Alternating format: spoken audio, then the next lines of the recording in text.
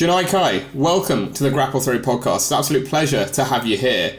You've been really busy recently, the last sort of few months of the year. I mean, like, it's been like halfway through 2023 at this point. Talk to me about your first half of the year, because, like I say, it seems like it's been busy, but it seems like you've been really climbing that ladder.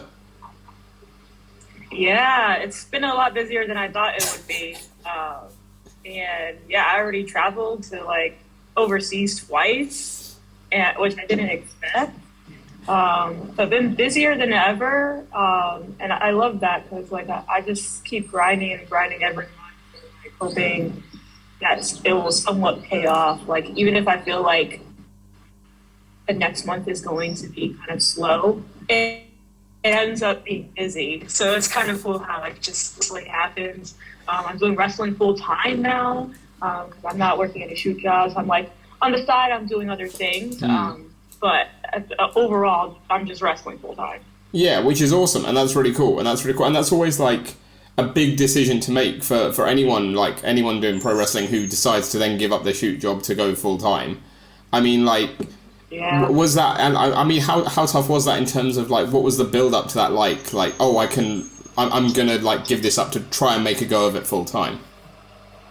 So, I mean, I was wrestling full-time before, and then I got back into a shoot job because I was just like, oh, let me just, work somewhere else just to get a feel of it again, get myself a little bit more busy than usual.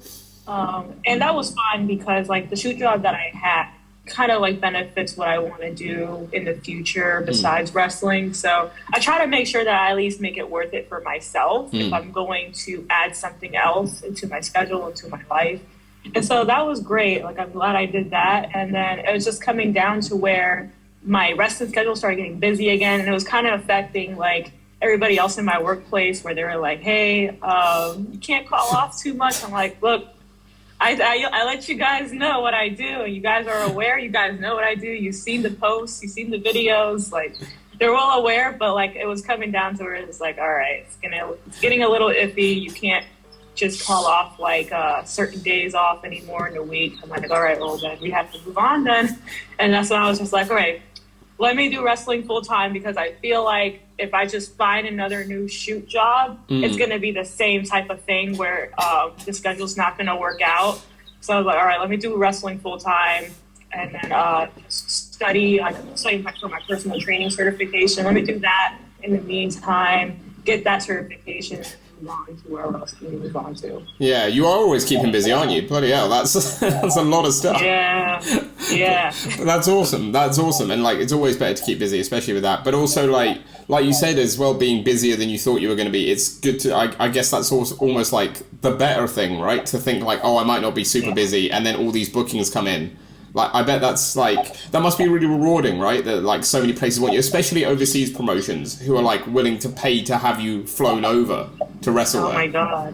Yeah, that's the one thing I did not expect because that's how like Pro Wrestling Eve happened where it was just like the week of, I'm like, hey, I just made a post and I was just like, I'm not available this weekend because the show got canceled. So if anybody needs a spot or somebody, a talent in their show, let me know. And then Eve hit me up. I'm like, wait, hold on.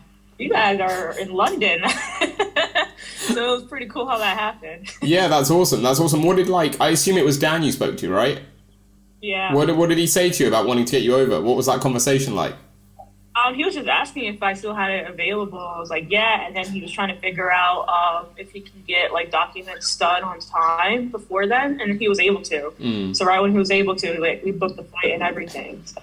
That's awesome. Like, how much did that mean in terms of like, I guess for yourself, was Eve like considered a big promotion, like somewhere you wanted to get to? Because obviously as someone like in Brit Rest, in the scene, living in London, I know that Eve is quite big. But I don't know necessarily its perception, say, in America, between like for talent, I mean, like of how big it's seen. Yeah, so Eve is very popular over here. I ran into Eve when I was just looking for like women's wrestling promotions or women's wrestling in general. And I just ran into them like, oh, this seems pretty cool. It's like a cool vibe and everything. Like, so I just kept an eye on them like throughout the years and. Then we started following each other.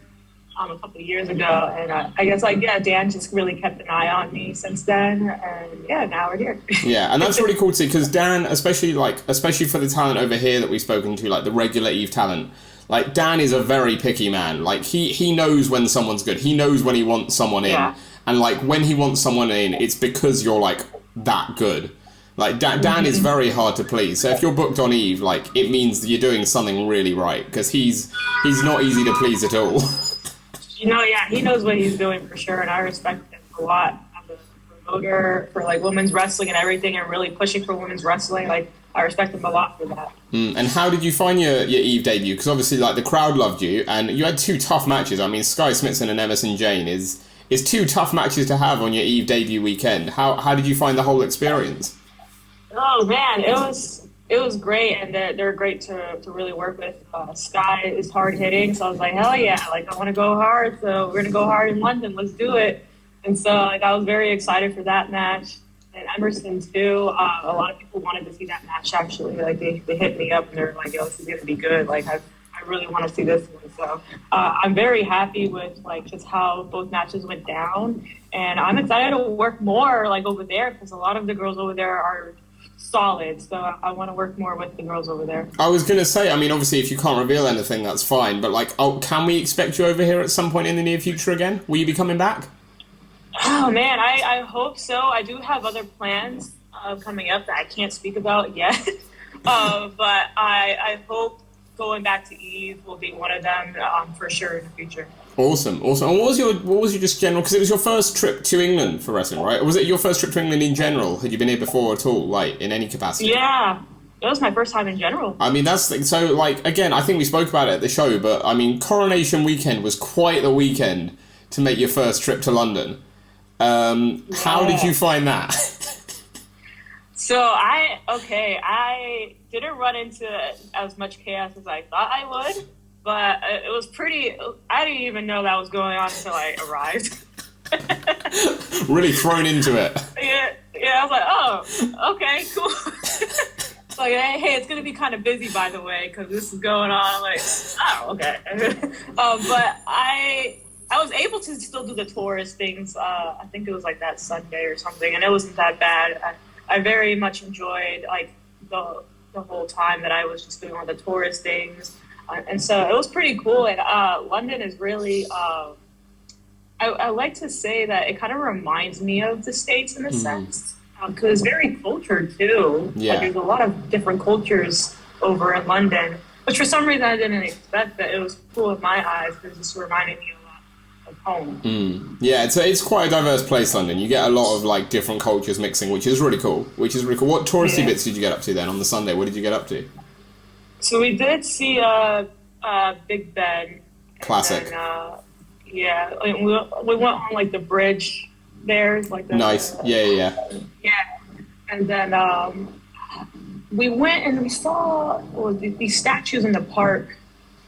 It was like I know there was like Batman or something. Oh, okay. In the buildings. And then there was Mr. Bean statue. Sitting in the park.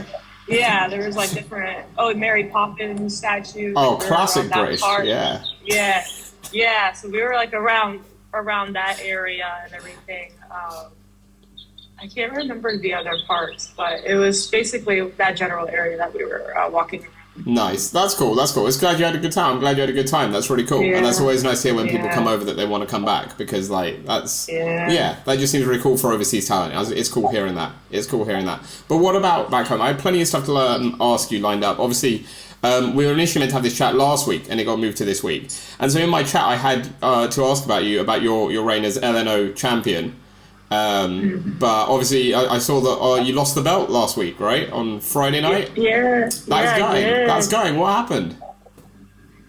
So somebody decided to join my match and turn this into a triple threat and wanted to be a little gremlin. And she wanted to go ahead and steal the pin from me. So that's what kind of happened. And she did as well. That's the annoying part, isn't it? That's the annoying part. Yeah, that's the very annoying part. She thinks it's funny, And so we'll see when it comes back around when we actually have a singles match. Yeah, I was going to say Revenge has got to be on the cards, right? Mhm. Yeah. I mean, I expect she'll be in for a good kicking at some point. Oh yeah, oh yeah. She thinks she's funny running around with the title right now. Yeah, okay, we'll see about that. Love it, love it. In a way, though, right? Surely having someone turn a match with Miyu Yamashita into a triple threat is a positive because it's someone else who can take the kicking from her, right? I mean, hey, yeah. I don't know if like anyone has watched the match yet, but if you haven't, go watch it. It's gonna be on Title Match, so you'll see what happens with me and Miyu and her. Because she was being a little annoying towards us. She wanted to call us losers. She wanted to make fun of our style. So. I mean, I wouldn't do that. That doesn't seem wise as someone who like knows like yours and Miyu's style, like the hard kicking and stuff like that, the hard hitting. I don't think I'd want to piss you off. Oh yeah, I don't know why people think they want to make fun of that. I don't know why I think that's funny. It's poor, isn't it? It's poor. It's poor. But what is it like? Like again, obviously Miyu is someone like we love over here. She's an Eve champion at the minute as well, and we've spoken to a few of the talent who've gone up against her, and like they say she's just like basically the most intimidating person to be in the ring with, just because like she's got that aura about her, right? Like you just like. Yeah. Sort of like again, like almost just like in awe when you're stepping across from her because she's just that good. Yeah, yeah. Oh man, and that's what I love about facing her because me and her kind of connect when it comes to that, and we just want to keep going at it. Like we always tell each other every time we see each other, like we want to keep wrestling in the singles, keep wrestling, keep kicking each other. More and more and more, and I love that.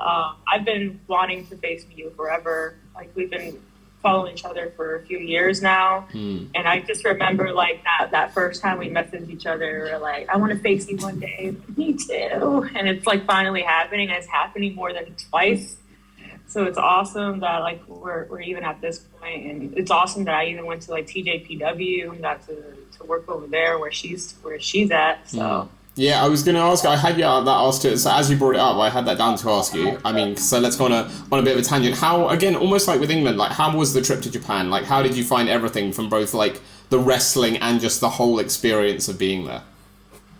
Oh, it was amazing. It was kind of exactly what I always imagined it to be. When it came to like the wrestling, I was just overall grateful because.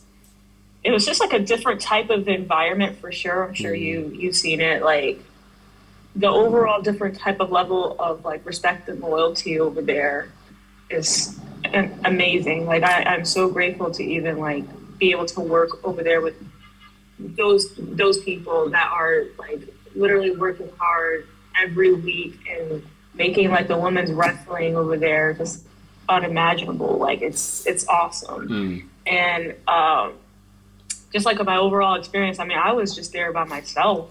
Like there was no other foreigners too, and so I was nervous a lot, to be honest. When it came down to like just walking around by myself, or just like even the matches, like I kind of it wasn't like I felt alone in a sense. I was like, damn, like okay, like I'm here for a reason. I feel like I've really definitely stepped up to a different level. So that was just all getting to me. It was all very emotional. Yeah, no, sure, absolutely. And that must be like, again, another almost like a check mark on your like progression as a wrestler to be like, okay, I'm at this level now because I've made it out to Japan. And like that's, I think for like, for basically every wrestler we've spoken to on the podcast, and I'm sure everyone else, it's like, that's the goal, right? Like almost, especially for talent over here as well, almost like just as much, if not more so than America, it's Japan is the goal. Which I imagine is the same for you guys. I imagine Japan is probably the goal over England because like it seems like it's that big step up going to Japan. Oh yeah, I mean like Japan is definitely where a lot of people have been inspired by. It was just like the style of wrestling over there and how it's much more of a sport there, and like the intensity there is very inspiring. And so a lot of people want to go over there too because they've seen other people go there and then come back a whole different wrestler, basically. So it's kind of inspiring to see that and like thinking okay, I want that to happen to me one day, where like I feel like I'm ready now to go over there, and then when I come back from over there, I'm a different wrestler. I'm like 10 times better. So that's how for sure, a lot of wrestlers over here kind of see Japan. But yeah, it's just like an overall great experience, just to like feel the growth. Yeah, for sure. And going back to again, like being in the ring with someone like Miyu, because you mentioned that matchup, and obviously like you face people like Bailey as well. Like, do you prefer those sort of matches where it's someone who's such a similar style to you in terms of like the hard hitting, the hard kicking? Like, is that something you prefer? To be honest, I do enjoy those matches a lot more, I would say. I'm not gonna lie, but I do like to test myself against other people in different styles too. So that I kind of confirm with myself that I know that I can still kind of roll with like pro wrestling, you know? Yeah. Rather than just like, okay, yeah, this is my style. Yeah, I know I can do this. Like, okay, yeah, hell yeah. But if like I face someone like of a lucha background, like, oh, wait, hold on, do I still got this? Like, am I good? Okay, cool. Like that's like another type of like match that I would like to have even more. Honestly, is like facing someone of a lucha style or something, or high flyer. Like I've been like wrestling some girls who actually do more flips too, and I love wrestling very athletic girls like that because it tests me, and like when we put our styles together, it's like beautiful. Do you have like in that respect? Do you have like a favorite opponent who you've come up against who you're like that those two styles just meshed really well? Yeah. So when I talked about like kind of athleticism, where it's like they're doing a lot of flips and our styles were kind of like different, but went so well together. I will say that Jada Stone, she's pretty new, but she's got it, man. Like she's like probably like 2 years in, I think. But she does like all the flips and everything, and like I found that as a very intriguing thing because when I was asked if I wanted to wrestle her, I was like, hell yeah, because I've seen her work, and I was like, well, let me even test myself against her real quick. And when we had the match, it was great. Like the backflips, me cutting her off with a kick, like it was just amazing. But like her, and I know for sure Becca, which she's been on Eve. Becca's really fun to work with because she puts 1,000% into who she is as Becca, the pop star. Yeah. And it's so fun to work with somebody that has some sort of character like that, where it's like it's so believable. And I generally believe her when I'm in the ring. Yeah. You know what I'm saying? Like, oh, I'm facing a pop star. Like, holy, like, and she does flips too. And like, I just believe her overall when I'm facing her. And yeah, so I think like those two for sure come to mind, who I've actually faced recently that I can think of. Yeah, what about in terms of like some manifesting, right? Because like in terms of people that you've seen that you haven't faced that you want to face, because in my mind, sort of again going back to the sort of like the hard striking versus hard striking, I'd love to see in a match with like someone like Chris Ridgeway, who again just has that like brutal hard hitting style, because I think those kicks would line up just beautifully together. Oh my god, yeah, I was watching his match a week ago or so. I was like, damn, he's going. Oh, okay, he's going in. Like, I think it was, is he in Noah or is he? Yeah, Noah, right? Yeah. I was watching this match with Noah. It was like a multi-man match. It was him and somebody else got kicked a lot, and they were just it was like the whole time. When it was like their time, they were just kicking each other back and forth. I was like, damn, like, okay, like, that's sick. Like, I really like his style a lot, too. So if we can, like, have a match or even tag team, that would be awesome. Yeah, anyone who's watching this, let's make it happen. Someone book that. So anyone book that. Noah or like someone in England or someone in America, anyone. Someone, just book it. Just book it. It's money. It's pure money. Love it. Love it. But back to Ladies Night Out, I wanted to get onto that about in terms of, well, now it's quite apt actually if you drop the belt, like your whole title reign there. Because obviously going back to when you won the belt, you took off Ivelisse, and Ivelisse is like a huge name, obviously in indie wrestling, like a huge, and she'd held the belt for ages as well. Obviously over COVID and everything, but like she had won it before that and held it way into when you won it. So I want to ask you about like in terms of again that sort of faith that people have in you, because like, what was that like for you, for them to come to you and be like, we want you to take the belt off Ivelisse? Like, after her run, after she had such a long run with it, it must be a really nice feeling that they trust you to then be the next person to hold it. Oh, no, yeah, I was definitely surprised because that was also, I think, the first time that I was wrestling for LNO.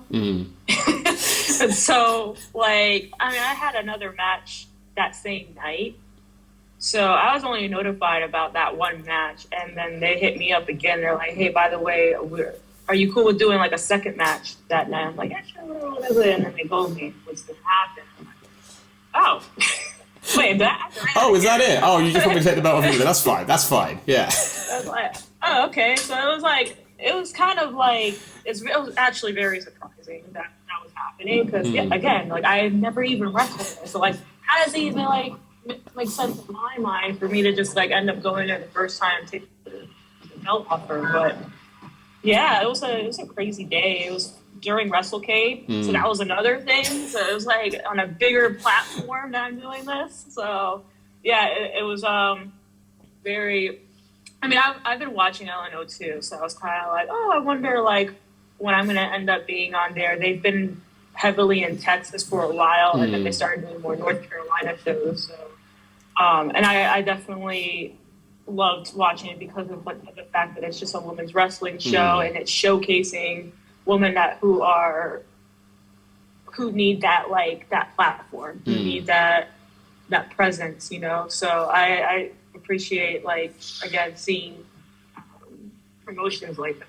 Yeah, I was gonna say it seems like from what I've seen of it, and again as a like a UK resident, I get to see a huge amount of it, but when I get free time it's really cool to watch some of it. And it seems like you can sort of even tell by like just the way people come to the ring and the matches you have. It just seems like a really good vibe there. It just seems like it's like a really cool place to be. Yeah, and I mean, like last Friday too. Like, there's more new girls on the show too, who are like a year, maybe 2 years in. But they are. Let me tell you, they go hard because some of these girls, like, we had the triple shot on Friday, and so it was 3 shows in one day, and some of these girls had 3 matches, and they're still like they're still new, but like they're all for it. They're all for doing all these matches, and I would check on them and everything and make sure they're good. I'm like, how many matches do you have today? They're like 3. I'm like, damn, man, like that. So they're hungry. They are mad hungry, and like the future is very bright because I admire those who are that hungry. Like, that's a good sign. I love seeing those who are like new but are like wanting to grind and keep going and do more. Yeah, so like in terms of just like some names, as someone like who's watching from the UK, if anyone from the UK is watching this and like wants to get more into the scene over there, like who are like the up and comers that people should be looking out for, the ones who are like almost like a year or 2 into it, who are like really you think are going to be like the next big names? Okay, so I will say again, Jada Stone for sure.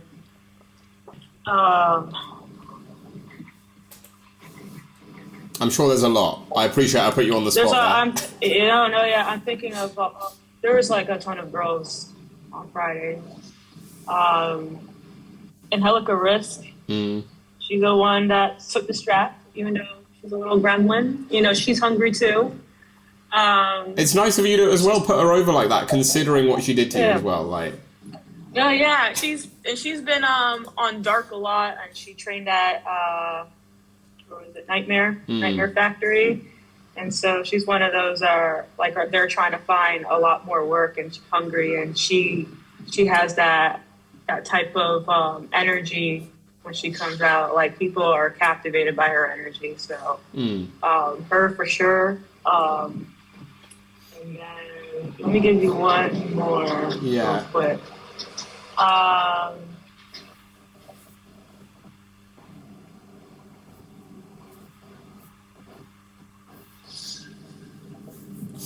Okay, so she's been around for a while.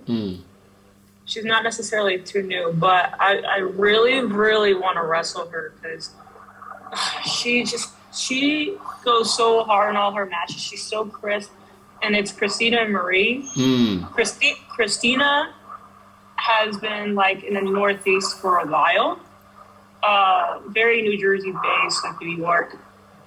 But it's just like I'm waiting to see someone just freaking grab her somewhere. Like she needs that push where like they're gonna put her on this like platform. Like okay, like now the bookings are gonna start really coming for her. But Christina Marie, for sure. I think she's like one of the ones who I think she's probably been wrestling as long as I have. I would say so. She was one of the best, I would say, in the locker room. And even when she works with the newer girls, like she's very good at not only just being in control, but making them feel comfortable. I can tell, and so that's what I admire about her. Yeah, that's really important as well, and that's cool to hear as well, because like that is so important as well, making those people feel comfortable, especially if they're just coming through. You don't want to like intimidate them too much or like push them back or make them like feel like, oh no, what am I doing here? Yeah. No, that's cool. That's cool. I like that. Well, that sort of leads us in nicely to our first little feature here on the show. And it's called Dishing the Dirt. It's called Dishing the Dirt. That sounds meaner than it is. There's not really a lot of dirt dishing, to be honest. But it's very simply like, in terms of like the locker rooms you've been in, I'm going to ask you some like scenarios, and I want you to let me know which of your like wrestling colleagues comes to mind when you hear each one. So the first one is who's always like the early bird for shows, who always gets there super early, like really, really punctual. Well, I know for a fact Miyu is the one that always gets there early. Like every time I'm at least on the same car as her for any show, but I'm not like facing her, and I get there, she's already there. She's already like either like just chilling on her phone or doing her makeup or something, but like she's literally already there in her seat, like unpacked. That does not surprise me at all. That really doesn't, but it's cool to hear. I thought I got to shows early, but she's another level. She's like next level. Yeah. Love it. This next one, there's only like two here that I'd consider like actually like dirt worthy, and they could get you a little bit of heat depending on who you say. But it depends, you know, this might more be to do with, you know, who you see in the locker room or who you're travelling with at a certain time. But who has the worst music taste? Yeah, the worst music taste. Does anyone put on something just either in the locker room or like in the car or something on a journey and you're just like, what is that? Why are you playing that? So I haven't ran into too many of them. Like usually like if I'm at carpooling with anyone, it's like Yoya or Jordan Blade or Trisha Dora. And like we all kind of have a similar taste in music. Okay, yeah. So I can't think of anyone with any bad taste in music. No, that's fair enough. I think traveling with people who share music taste is important, because otherwise the car journey can just be grueling, can't it? Yeah, if anything, I hear a lot of throwbacks in the car whenever I'm in the car with anybody, and it's cool. Like, I wonder what they think about my taste in music, though. Because I'm probably the one with the weird taste. It might be you. It might be you that everyone says that we are. What sort of stuff are we talking about? What's your go-tos? I listen to I listen to EDM, but it's like techno. It's like dark techno, and I listen to like dark like alternative rap. And then I listen to like Japanese music or Korean music, like nice. A lot that I basically don't understand, but I love just the sound of it. Yeah, just the stuff you can move to, right? Just stuff you can actually like properly groove to. Yeah. Yeah, like I can't blast that in the car with Trish or with Jordan. Like they gonna look at me like, "Are you okay?" But it might be you then. You might be it might be you. You start playing that and they're going to be like, no, turn it off. You got to try that next time you're in the car with them. Just put it on, see what they say. Just see the reaction. Oh my God. And then let us know, because we need to know this now. I think this has got to be like some sort of scientific experiment. I'm going to record that. Yeah. I think the internet deserves to see it. Love it. The next one is who's the biggest comedian? Who can you always count on to make you laugh? Probably Jordan. Yeah? Me and Jordan, we had that relationship where, like, if we just look at each other, we're going to start fucking laughing. Because it's like, It's like I think we can kind of like read our minds sometimes. So like definitely Jordan. Nice. The next one is almost like what we were saying about the early bird stuff, but like the opposite. Who takes the longest to get ready, either like for their match or like post show? Like who's the last one still getting ready once everyone's ready to leave? Oh man, that's definitely me, man. That's me, man. Oh my god, that's been happening recently, and I feel kind of bad because I'm like, I don't have a lot when it comes to my gear, but like for some reason, like it's either like okay, so after my match, it's either I stay in my gear because a lot of people just change back into their clothes. I sometimes just stay in my gear because I'm like, oh, let me go sell merch, whatever, in my gear. Sometimes it's because of that, or like I'm literally just chilling and like I don't feel like taking my gear off yet, and I'm looking at my bag and everything's spread out, so I'm kind of like messy too. I'm like, damn, now I gotta make sure I got everything. Now I can take my gear off. So it's like a whole process for me. That's fair. I get that. I know for a fact because like that happened before, and Jordan came downstairs to the locker room and was like, Janai, are you ready? We want to leave. I'm like, yeah, there was like 3 other people waiting for me. So. That's always the worst. But I get it. The next one is sort of like who brings the best like food, whether it's their pre-show meal or like snacks wise or anything. Does anyone just bring really good food to the locker room? So I bring a bag of snacks, or Trish does. Nice. What sort of snacks are we talking? I'm trying to remember what Trish gets usually. She grabs random things all the time. But for me in particular, I make sure that I at least get something that's not like a bag of potato chips or like just something that's actual food type thing. Like if we're stopping at a gas station or something, like I'll try my best to get something that's gonna be like good for me, healthy-ish, and it's gonna be appetizing. Yeah. So, or I try to find a spot like. If we have time, I'll probably go to like so there's this grocery store called Wegmans, and I would usually go there, and it's all like organic, healthy food, and they have like different buffet styles, and they have sandwiches already made, like fresh. Nice. And so if I can, I'll stop by a Wegmans or like there's another store that's similar called Whole Foods.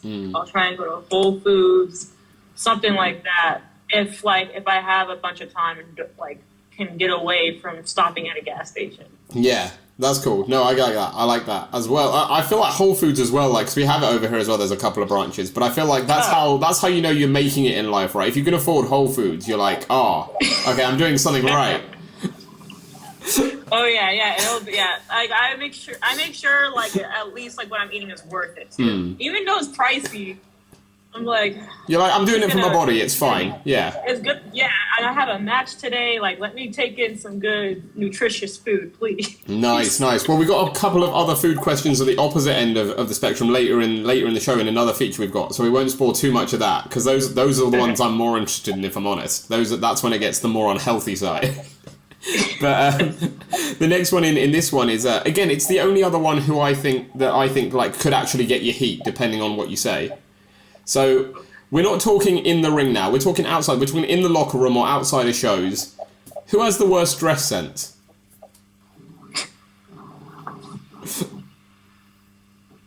And again, like, dress sense is subjective, right? It's just like, who, in your mind, who wears stuff that you're like, I cannot believe they're wearing that. Like, I wouldn't be caught dead in that. Oh man, see that's the thing with wrestlers, man. You'll see a lot of them wearing Zubas and like it's just like fanny packs. Like there's a good number of them. I can't pick out one person, but like someone that has a very interesting style though is Joey Janela. Oh yeah, I'll say that. Yeah. Oh yeah. That's. I mean, again, does not surprise me at all. Like looking at Joey Janela, I'd be like, yeah, he probably dresses just terribly. He dresses exactly like how he kind of like walks out. Yeah. Like that's how, like with his glasses, and then like if he's like hanging out like at a bar or something, he'll be wearing his tank top that like drops down, like you see his like muscles. Proper showing off, yeah. Showing off, you know. yeah, definitely Joey. It's not a bad thing. It's like I think it's a good thing because people are like, oh, who is this guy? Yeah, he's noticeable, isn't he? He stands out. He stands out. Yeah. Yeah. Yeah. No, I like it. I like it. And then on the opposite end of the spectrum, again, this is now in the ring. Let's say it's like a weird hypothetical world where you've forgotten your gear for a show, and it's one size fits all, and you can pick any other wrestler's gear that you can like be like, oh, can I borrow this? And they'll let you borrow it for the show. Whose other gear do you like? Like, whose gear do you look at and you think I could pull that off? Oh man, I definitely would like to borrow Billy Starce's gear. Yeah, that'd be cool. Because her style definitely influenced of like the Japanese wrestler. So like, let me borrow that real quick. Are we talking like the bunny head as well? I mean, hey, like if I could, yeah. Let me throw in that bunny head real quick. I reckon that'd be good. Mix and match. Yeah, I reckon that'd look rocking. I like it. The next one is who do you think would throw the best party? Like I always say, like it's the sort of scenario again hypothetical where everyone in the locker room is throwing a party and they've all invited you, but you can only go to one of them. Who's do you think would be the best?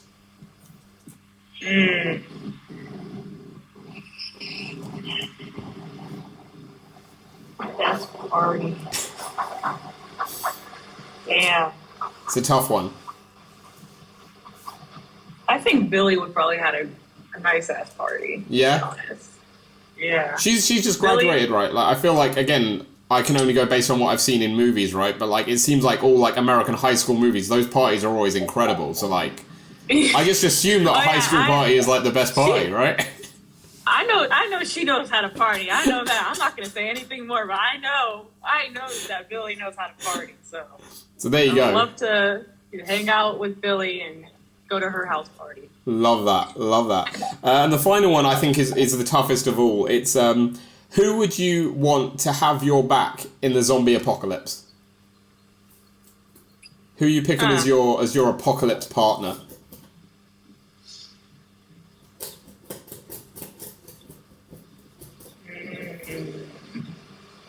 And you can use them for like whatever means you want. You know, you can like throw them to the wolves kind of thing, or they can be helping you out. It could be whatever, you know.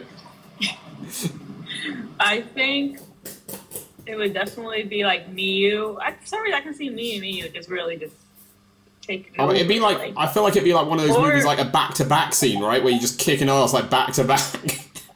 Yeah, or like me and Masha too. Very well. Me and Masha accidentally like matched outfits one day. Like when we showed up at a show, we had the same, like basically the same exact outfit. We posted a picture a while ago. But that's really surprising. That's really like because I wouldn't peg you as two people who have similar style at all. That's the thing. It was so unintentional. Like we showed up, if we looked at each other, we're like, "What the heck?" We're like, "All right, we gotta tag team sometime. Wear the same exact outfits." Like it was crazy. It was so funny. But me and Masha kind of have that type of relationship where like we can like kind of read each other's minds as well. Like we definitely have that vibe. I love that. Again, that would be just such a like. It seems like such a like odd couples relationship. You know what I mean? Like it just seems like it so shouldn't work. Yeah. I'd love to see that. That would be great. Well, that is it for that feature. I've got a couple more questions, then we'll move on to our like closing feature as well. But we've got a feature here called sort of like what's in a name, and it's essentially like what does it take to be you in the ring. So I always sort of phrase it like again for one night only you need to pick like someone to stand in for you, but be your character. Like what would they have to have in order for you to be like, yeah, you've got what it takes to be the kick demon?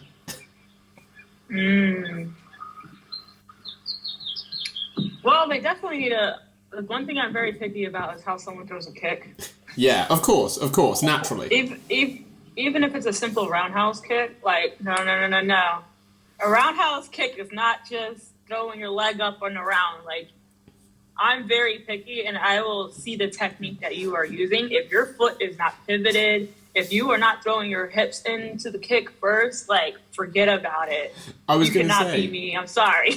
I was going to say, because, like, obviously I don't expect a demonstration because you're clearly holding your phone.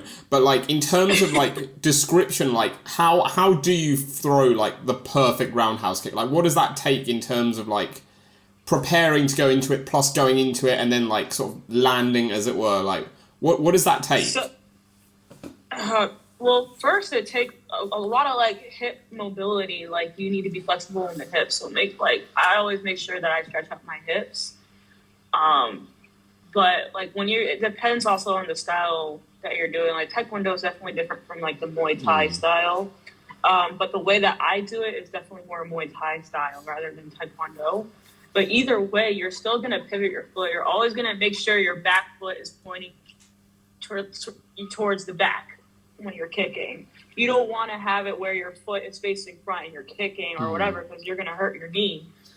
So always make sure of those two things, like, and you're throwing your hips in first, which I always, when I did, like, a lot of kickboxing training with my clients, I always taught them how to, like, just start throwing their hips, not even kick yet. It's like practicing hip mobility. That's the first thing, because right after that, when you throw the kick, it's nothing. So I always try to make sure that's at least good. A lot of different warm-ups when it comes to that. They're also, like, working on balance. Balance is another thing. Core can definitely be a factor into it, but, like, balance and just flexibility with the hips and everything, it's, like, the major thing that's really going to help you.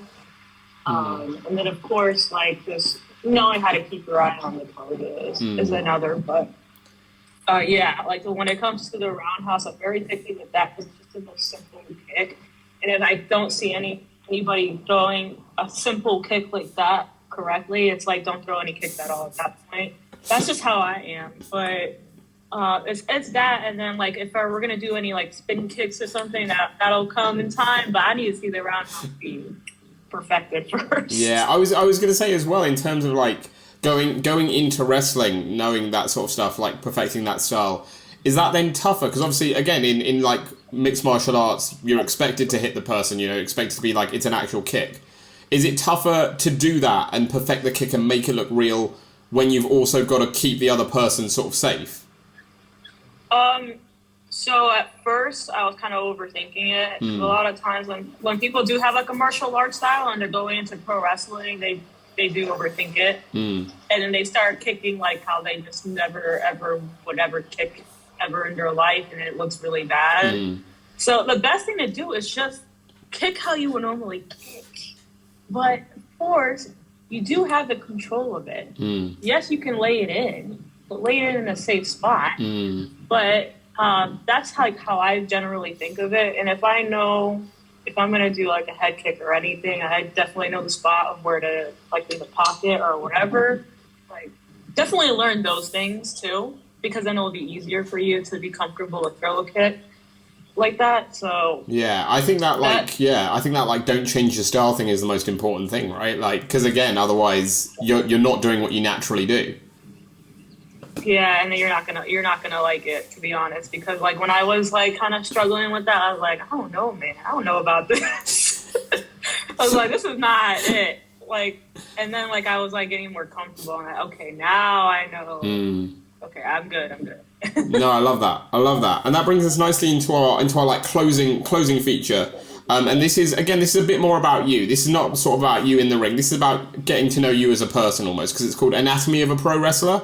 And it's basically like a what makes you kind of thing. So I'm going to, again, like with the last feature, give you some scenarios and you let me know what comes to mind. So obviously the first one is, we talked about the health food earlier, but this one is, what's your favourite post-pinfall pig out?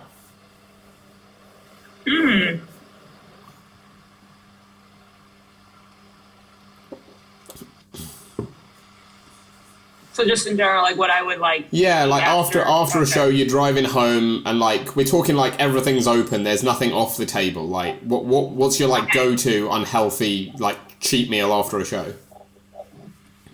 So I love going to Korean barbecue after. Nice. That always hits after, so. Nice. What do you get? If I can find a Korean barbecue place next to the whatever, or in the city that I'm in, I usually like for Korean barbecue, it's all you can eat. So like, they'll give you the menu of like all the different meats or like the seafood that they have, and you just pick them. Like, oh, see, like, over here they charge belly. like per thing. It's not like an all-you-can-eat thing. It's like you charge per item. Oh no, yeah. See, like, there's a lot of them over here that all you can eat. There's some that are like that, but like, there's a lot more all you can eat.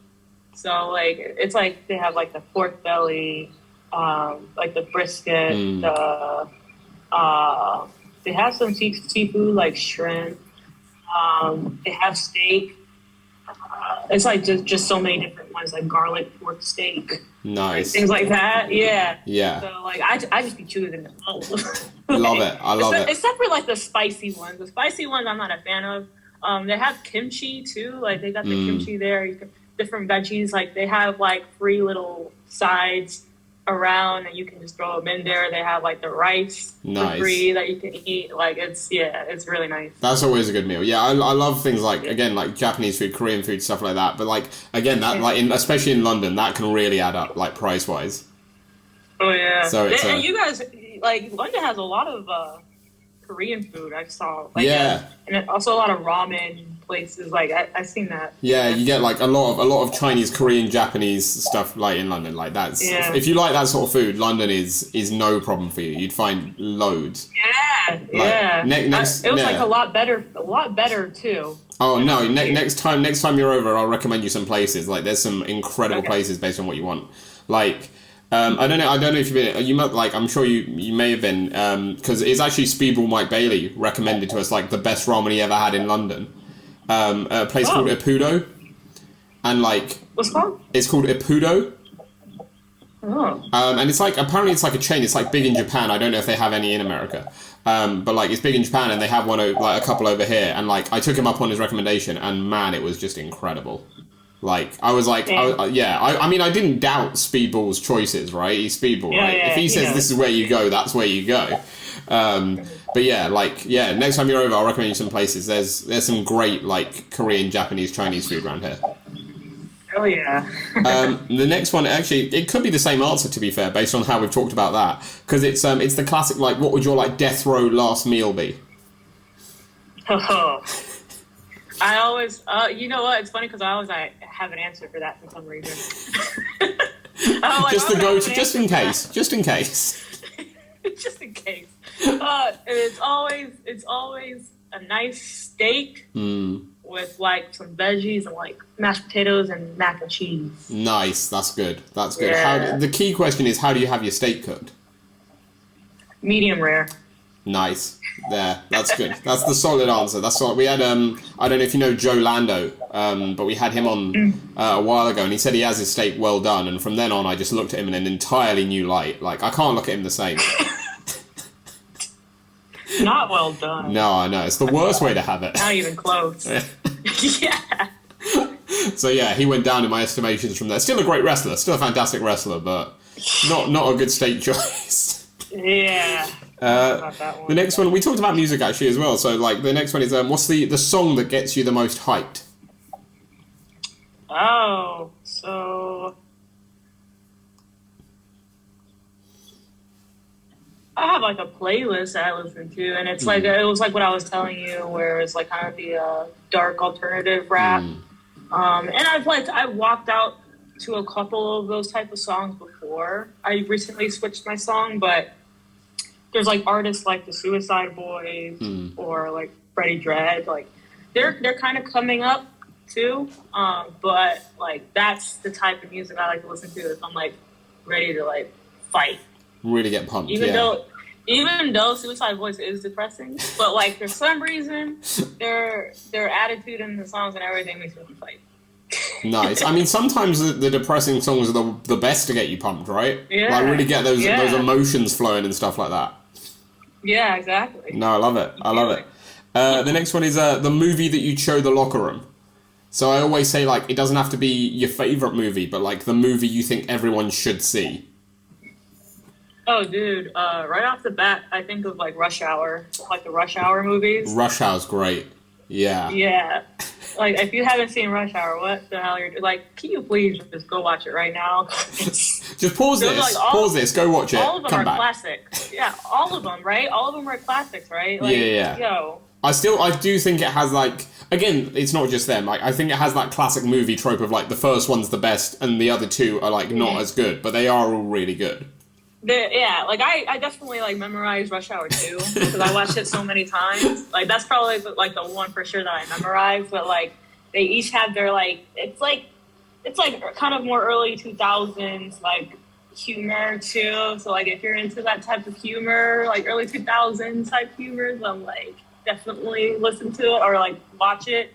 But it's so funny with like Jackie Chan, Chris Tucker, like. Nice. Well, if I'm honest, I love the both of them. if I'm honest, because I like to do a bit of fantasy booking here, but like in the incredible case that I win the lottery and can afford to make Grapple Theory a wrestling promotion, I promise I'm going to book you, but not in a match. You're just going to be booked to recite Rush Hour 2 in its entirety for the entire show, and that's you're going to be in the ring, and you're like, this is what happens next, and then.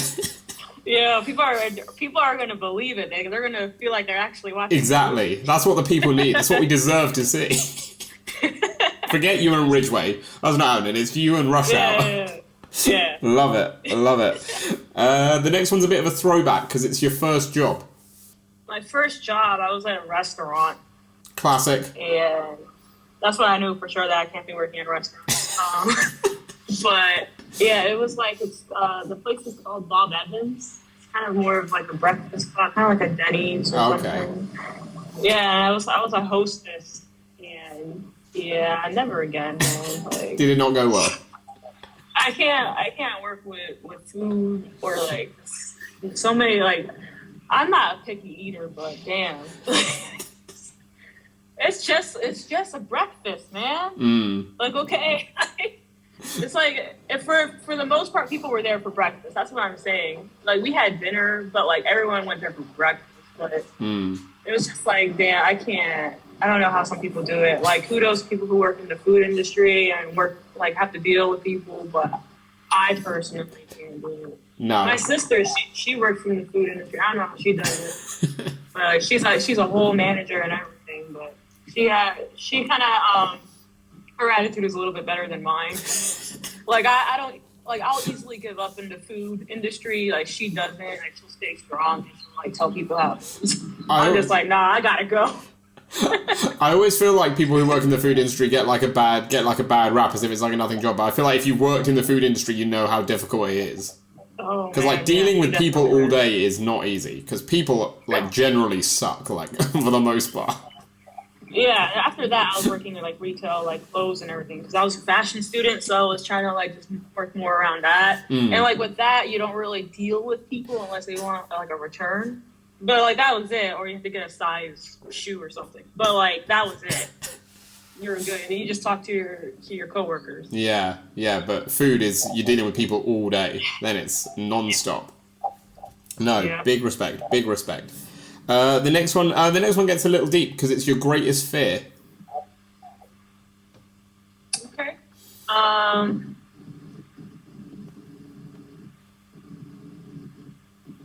Greatest fear. It's just I think everyone can relate to this. It's like if you just don't know how well you're gonna do something like in the future, like if you're gonna progress to like another level in the future, like. Let's say if you get a new house or you get like promoted to a bigger job, it was like you're kind of like second guessing and thinking like, okay, where is this actually going to lead me? I think about that a lot. How am I going to actually hold up? But that's kind of a fear of mine. Like I do want to progress in life, but at the same time, I kind of like, I don't know how this is really going to go. Yeah. Type fear. No, I get that. I know like everything like comes up into people's lives for a reason. Like, hey, maybe you are ready. That's why it's happening right now, but it's still kind of scary. Yeah. You can still feel like you're not ready for it. Yeah, exactly. No, I mean, like on that as a little tangent, like you said, obviously, like this year's obviously been a great year for you, and like getting those bookings you didn't expect and stuff. is there sometimes that like almost like I guess people call it like almost like imposter syndrome or something, like where you think like I'm not ready for this until you actually get into it?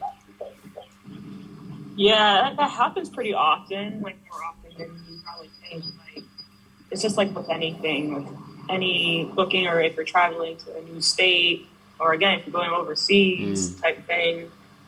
Sometimes like when I have like a bigger match, I'm like, wait, what do I do again?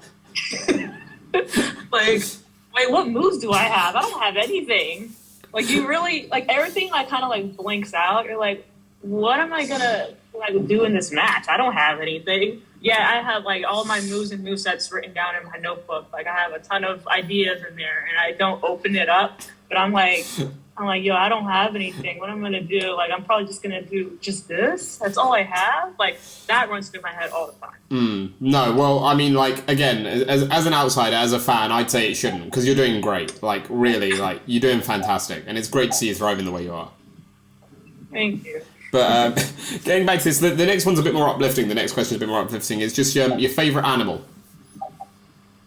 Ooh, my favorite animal. I do love pandas. Pandas are adorable. Yes, I always love pandas. I think for sure monkeys too. Like now, monkeys are so smart and they're so entertaining to watch. So I have actually my love for monkeys have grown throughout the years just because I just see more monkey videos. But like pandas have always been number one. Pandas are a good shout. I go red pandas myself. Like. Oh yeah. Yeah. I just think they're adorable. They're just so cute. They're like you want them as a pet, but you know you can never have one as a pet, and that's the toughest part. I've seen people with like pet monkeys. I don't know how they do it. A monkey seems like a more manageable pet, to be honest. Like again, just because like they're kind of like they're pretty intelligent. Like it feels like you could have a monkey and like train it pretty well to like act almost like a person would. Yeah, like I've seen a lot of them. It's like they have like a baby, basically. Yeah. It's like a baby the whole time. Something quite nice about that, yeah. Maybe everyone should just get monkeys. Maybe that's just the way to go. It's the new cat. Love that. Love it. The next one's a wrestling-related one. It's just your favourite match stipulation. And it doesn't have to be like anything wild. Like, for the purposes of this, like, a singles match counts as a stipulation. So, like... Oh, dude. I actually wish there was more matches like this. Like, even on TV, where it's like I quit matches. Because, like, with like a story behind it, because usually like I quit matches do have a story behind it, and that's kind of why I love them, because at that point you kind of feel it like emotionally too, like you went throughout the whole journey to get to this point, like okay, this is the final match, like someone has to say I quit at this point. So I really am a fan of those, and I wish I could see more of them, but yeah, I always love those because of that reason. No, that's a great shout. Because the story's so integral, right? And that's the thing. You couldn't just have like a one-off I quit match for nothing, because that'd be pointless. Yeah. Like, so the fact it's built throughout a whole rivalry, and you know it all comes down to that last match is like, that's what gets you. That's what gets you invested. Yes. No, it's a great shout. The next one is your favourite place in the world.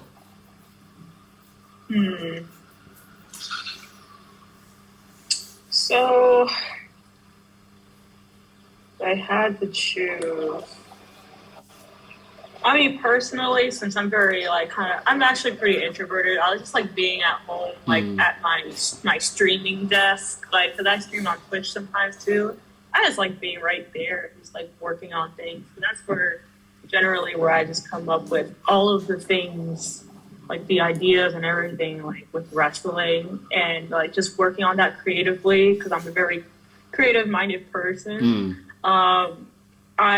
That's where like I usually make the magic happen. So that's kind of like my favorite place. Nice, I love it. I love that. And then the last one is the opposite end. It's your dream holiday destination.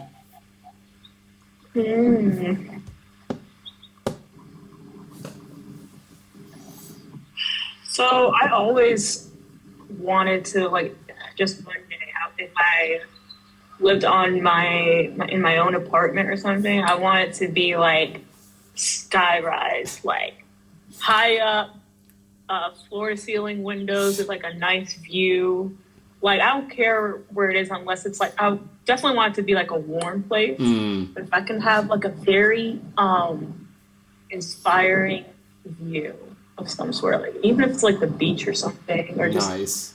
I don't care if it's in the city, but if it's like beautiful, then like I definitely want to be there. Like that's like my dream kind of destination in a sense, even though it's not like that brilliant to a lot of people. Like to me, I just like inspiring views. Nice. No, I love that. I love that. That's a great answer. That's a great answer. I think that brings us to an end nicely. Janai Kai, thank you so much for coming on the Grapple Theory podcast. It's been a blast having you here. I hope you've enjoyed it. Oh, thank you. Yes, I had a lot of fun. Good. I'm glad. That always means a lot. I mean, we've talked about dream matches and rush hour and loads of cool stuff. So it's always a pleasure to get to know that sort of side of people as well, which is really cool. But we always end each podcast by giving our guest one final bit of promo time. So whether it's in America or in Japan or in England or wherever you might be wrestling, if someone sees Janai Kai booked on a show, why is the Kick Demon going to steal the show? Because the Kick Demon is going to make the loudest noise of the night. That's for sure. And it's a good thing, but also somewhat bad for their opponent. But you're definitely going to have that intense, like, oh crap, like, oh snap, like type of feeling, like reaction when you watch the Kick Demon. So if you want some of that, then bring the Kick Demon to your show.